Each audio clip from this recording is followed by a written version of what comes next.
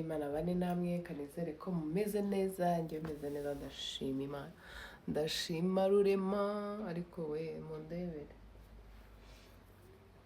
iminsi ngahe? Mungu wangu, Mungu ni mwema, Mungu ni muzuri. So ubu rero ndashaka kubaganirizaho iminota mikeya. Ngiye kujya i Gahanga, ngiye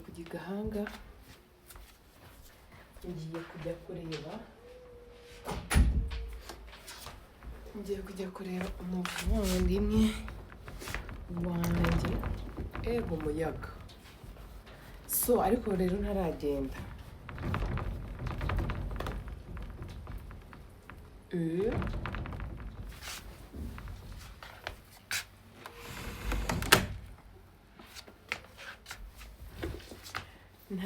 ndavuze ngo reka mbanze mbavugisheho gatoya. Umumenya kugenda nambaye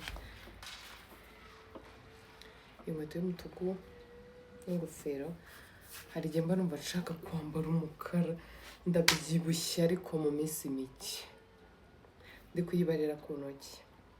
Muzagira ngo ni maji, muzajya kubona umuntu ngo ndongeye ndananutse. Maze iminsi nirirwa ndeba ubuvidewo bwanjye nanutse, ndeba n'utuvidewo tw'abana banjye bakiri batoya, nkumva ndikunze, nkumva nkumbuye ubwana bwabo, ukuntu babaga bavuga bakina bagenda bagwa.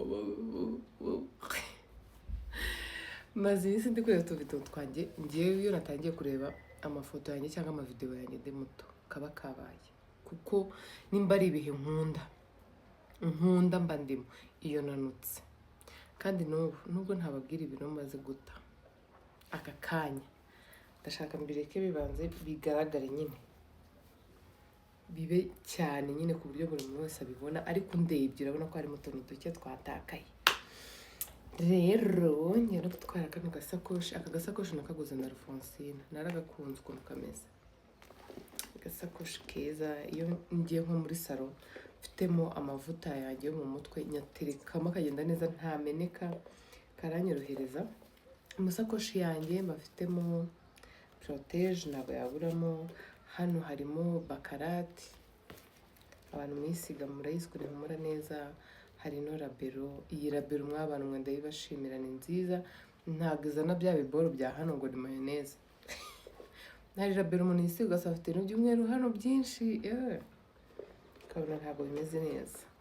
Mfitemo charger, mfitemo akabano ko nshobora kuza gusuka, kandi n'insuka ndasuka amarasita, kuko ndaza kubabwira ibintu nasacinze. Mfitemo aya mahera, mfisemo irangamuntu, mfisemo n'ibiceri. Mfitemo ibiceri 150. Amafaranga ni make ukurikije ingendo mfite n'ibikorwa nshaka gukora pe. Ndabari bonsukire 2, nkanywa esanse y'3. Aka kantu ni ingenzi mw'abantu mwe, kugendana protege, kwambara protege biraryoha. Yo nimba utarambaraho protege ngo ubigire ibintu byawe, uzayambara uzashimira nyuma, uzanshaka mbwite ngurira gake. Protege ni ubumara, ni nziza, biraryoha kuyambara, kandi bikiza ibintu byinshi bitewe n'umubiri w'umuntu. So ejo rero hashize ndi mu bantu batajyaga bisiga rabero, nubwo nta makeup nkora. Noneho mbere bwose najyaga nanisiga rabero.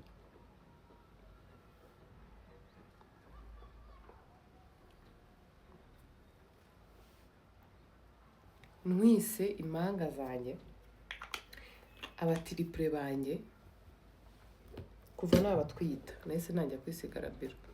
Umva baranyunyuje, abana baranyunyuza, nkajya muri minwe yumye yacitse.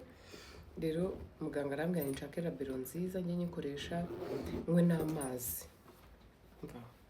Ubu niho hantu hambere nigiye kwisiga rabero mitaranafata mbona nta kintu bitwaye. So ejo hashize rero nagiye mageragere n'abandi bashuti banjye, twagiye gusura abavandimwe bariyo. Jihad hari abantu yambwiye gusuhuza, harimo Bamenya, harimo Samu wa Zubi, Samu muri Zubi Comedy, harimo Tijara, harimo Ndewunde Ndera ko rumba mwibagiwe, yarambwiye ngo basuhuze. Jihad abantu mumukunda, ameze neza, ibindi byinshi simbivuze. Ego madamu, nari nagiye gusura Jihad, gusura Fata, undi muntu twari tuziranyeho hariya yarimutse, ariko hariyo n'undi tuziranye nawe nshaka kuzajya gusura, nawe w'icyamamare twigeze kumenyanaho kera, ariko kubera ubuzima tubamo buri umwe abaca hirya no hino n'undi gutya abantu bakaburana. Hari hashize igihe kinini tutabonana, ariko nawe ndashaka kuzajya kumusura. Ni ukuri kw'Imana gusura umuntu urwaye, gusura abantu barwaye kwa muganga ni byiza, ndabikunda, noneho mbikunda cyane iyo mfite nk'amafaranga nkabasura mbashyiriye n'amata, mba numva biryoshye, mba numva ubuzima bwanjye buri kugenda neza iyo nasuye abarwayi nkabashyira amata. Ibyo bintu ndabikunda. Umuntu unyifuriza ibyiza cyangwa nawe ubikunda atsabire kwa Nyagasani mbona amafaranga nshyira abavandimwe bacu barwaye amata. Gusura abantu barwaye, gusura abantu bafunzwe ni byiza, bituma umuntu yiga. Mu bitaro nta muntu utajyayo, ushobora kuba uriyo utarwaye ariko urwaje umuntu wawe, kandi buriya umuntu wawe atameze neza nawe n'uba umeze neza.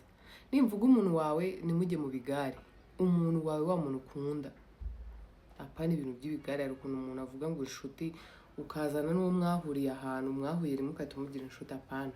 Wa muntu wawe urwara ukumva nawe ntumeze neza. So kwa muganga harigisha cyane, kwa muganga harigisha cyane kuruta kuri gereza. Njyewe niko mbibona, ni nako mbyumva. Kwa muganga uragenda ukabona umwana muto ari kuri oxygene, uragenda ukabona umwana urwaye umutima afite igihe kingana gute, amezi cyangwa iminsi, ugasanga yavutse arwaye umutima, ugasanga mama wari muri koma, ugasanga papa mana. Hari umumama najyaga nkunda kubikuzaho amafaranga kwa Nyiranuma, ejo bundi naragiye barambwira ngo yarapfuye apfana n'umwana we, ngo umugabo arakomereka, umugabo arasigara. Mumbaye mumve nk'icyo kintu. Reba nko kwa muganga uhasanze imayiti y'uwo mama, iy'umwana, umugabo ari nka hariya nawe bari kumuvura, mbwire ngo uwo mugabo ameze gute. Uzi iyo ugiye ukabona abo bantu, iyo uri umuntu ufite mu mutwe hazima uriga, byanga byakunda uriga.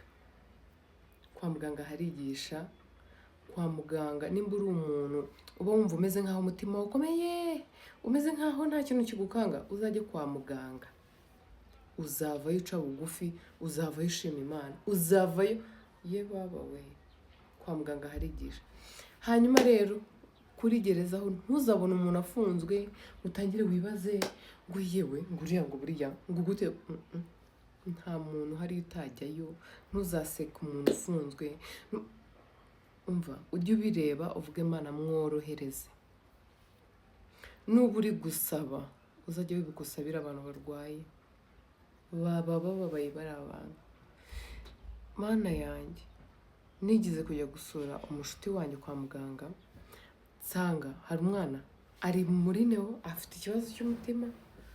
Naramurebye uwo mwana ukuntu angana, tuvuga Mana, twebwe ko abacu ari bazima, ko nta n'ikintu tuba twatanze, yaba yarwaye akarwara iyo gripe, kuki tudashimira Imana?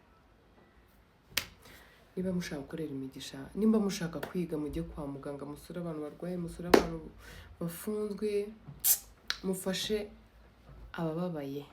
Ariko abantu muri kubona ko natakajemo utuntu tw'ibiro, mumbwire. Mu minsi mike nzabakubita ibanga. Reka mbanze nanuke nyine, mubibone noneho bwabatamama ya gutya ngo ngiye bugaruke mu gaki. Hahandi nk'ubane noneho umuntu wese yibaze, watubwiye ikintu cyakunanuye, watubwiye.